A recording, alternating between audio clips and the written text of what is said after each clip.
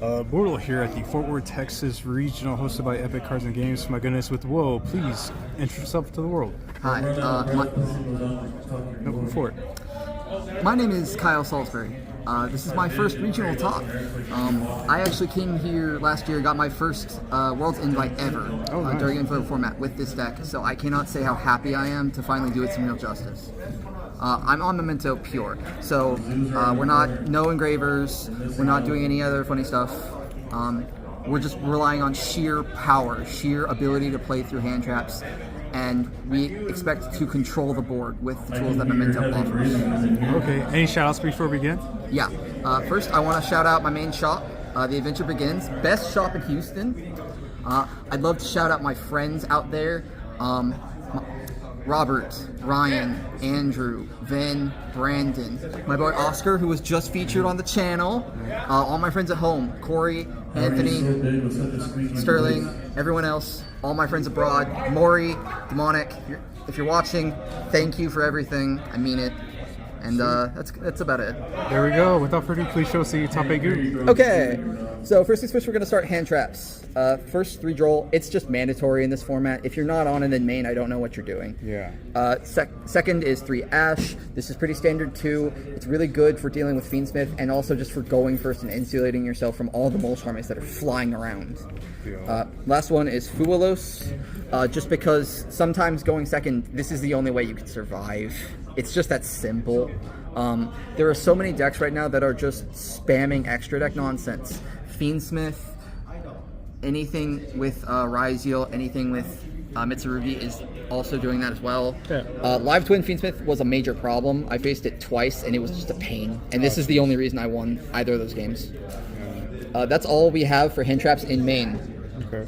Next up, we're going to do the 3 of monsters. Okay. So there's only 2 different monsters that we run at 3. First is Tatsu no Shigo. This is one of your best extenders. It's also a really strong opener. It just gives you a lot of options to play, and it's basically mandatory to have at 3. Next is Engwich at 3. Also just really strong, one of the better openers, and just always good to see in hand.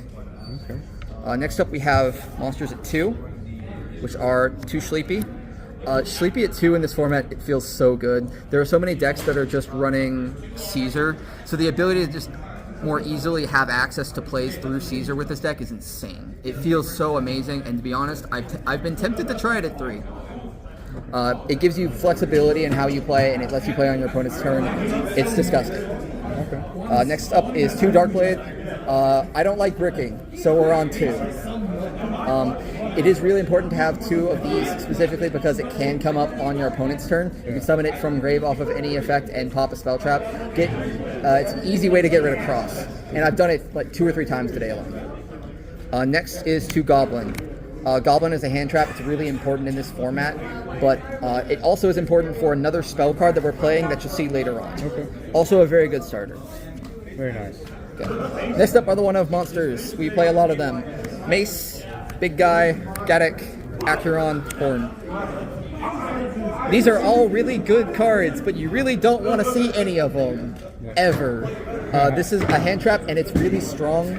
The ability to just steal a monster on your opponent's turn is wild. Getting rid of Mirakumo is huge. If you go up against Malice and you set up full, and they go for their combo and they make Lingaribo, you can steal Lingaribo and use it against the Malice player. I can't tell you how good that feels. Okay. Everything else here is fairly standard. We are on Horned because we are on Pure, and in Pure, Horned gives you an incredible amount of utility. In the Mitsurugi matchup especially, this gives you the ability to control the board even though your board has been broken. They'll get rid of Big Guy. It's unfortunate, but you just kind of have to accept it. You have to accept it, play into it. Yeah. Field spell, grab this. Bone Party, it lets you get rid of 2 of their field spells on res. It's insane. Next up, the spells. Okay. First, we have 3 Fusion. Pretty obvious. It's ridiculously strong, and you want to have as many copies as possible. Next up is Bone Party. Same thing. Ridiculously strong, as many copies as possible. And then we have the odd ones. First, there are 3 Goblin Biker Grand Breakouts. If you don't know, this card allows you to tribute any monster, summon a goblin monster from the deck. That's right, not a goblin monster, not a goblin biker monster, a goblin monster. Goblin. Which, if you don't remember, we happen to be running a goblin. Yeah. This helps you dodge interaction, imperm, Veiler. It can help you extend through Ash Blossoms. It's really good. It's so funny. And then last, we have Super Polys. These were instrumental all day long. It beats Blue Eyes. It beats Malice. It can beat Pure Mitsurugi. It helps against Mitsurugi Raizul. It helps against Live Twin Fiendsmith. It's so good in this format, and we have a lot of targets, so you'll be seeing it.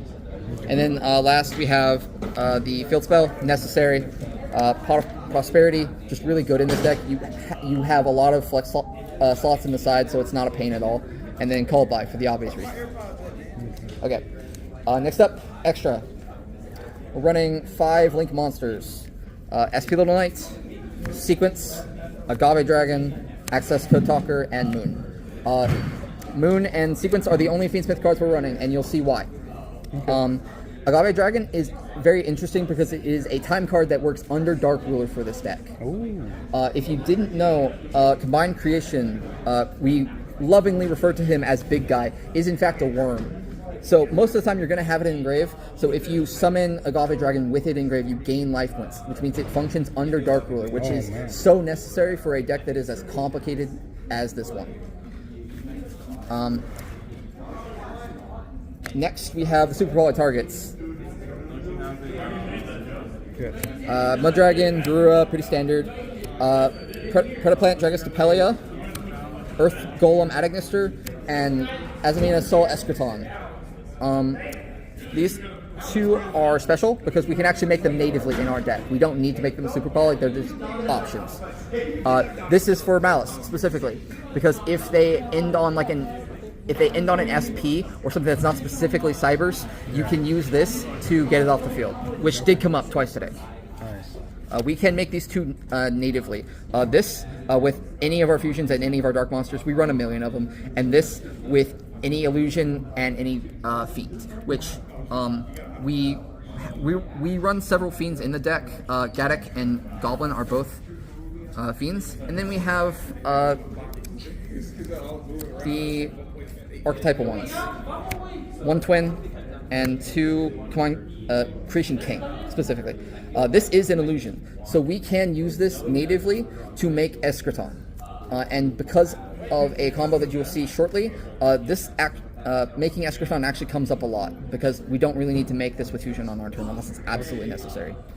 These are both ridiculous. They're incredible. These are standard ratios, so nothing special here. The last two are Guardian Chimera. It's just a card you can make. Sometimes it clears up awkward hands if you get Mulch Armies going first. It happens. I haven't used it today, but I have used it before. And then the last one is Baphomet. Baphomet is special. We usually will be making it off of Sequence. It can be made with any 2 monsters whose types are included in Beast, Fiend, or Illusion. Sweet. So we make it off of usually the Moon that we make with combo, and then any of the beasts. So Horse or Sleepy. And standard combo is usually just with 3 bodies on board. Yeah. You link 2 into Moon, you link 2 with the 3rd into Sequence, shuffle back Moon, and then a beast. And that's how you get Baphomet. Okay. Baphomet, send whatever you sent back, and then you link 2 into SP. Sweet. Standard in board. Real quick, your side deck? Yes. So for the side, nothing crazy here. 3 Lancia, it's necessary. We hate it, but whatever. Yeah. 3 Perulia. If I had it my way, I would actually be on 2 Perulia and 3 of another card that we will see shortly.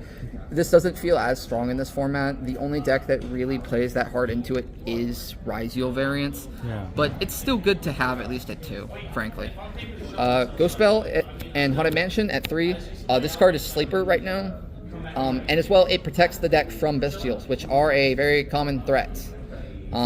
So having that can be essential. As well, it can help deal with prayers, even if they just open with it, because it can be hit with Ghost Bell, since it does have the option to summon something back from grave. Yeah. 3 Dark Ruler. This is borderline necessary just because sometimes they just end on Caesar and you can't deal with it. Or sometimes it's Live Twin Fiendsmith and they've got 3 different monsters on the field that you need just to not function. Usually it's the live twin link for Abawaku and then Caesar. Okay. Also very strong because we can make a time card while under this. That did come up today, actually.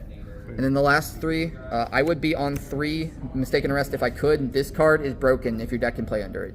It is so utterly ridiculous. If you don't know what it does, it says after activation, until the end of your next turn, after resolving this card, neither player can add a card from deck to hand without drawing. If you activate this against a Blue Eyes player, if you activate this against a Mitsurugi player, prayers, tribute Saji, and draw phase, the light will leave their eyes. Yeah. If you can play under this, play it. It's so strong going first. And then the last one is 1 for 1. We are on several level 1s, Mace and Goblin both. These are both play starters for us, so if we can get it on the field, especially if we've wasted an Ash Blossom or an Imperm already, really strong. Okay. Sweet. Yeah. Well, thanks for the profile and congrats on top 8, and thanks for the explanation. And yeah, until next time, everyone, Bortle out.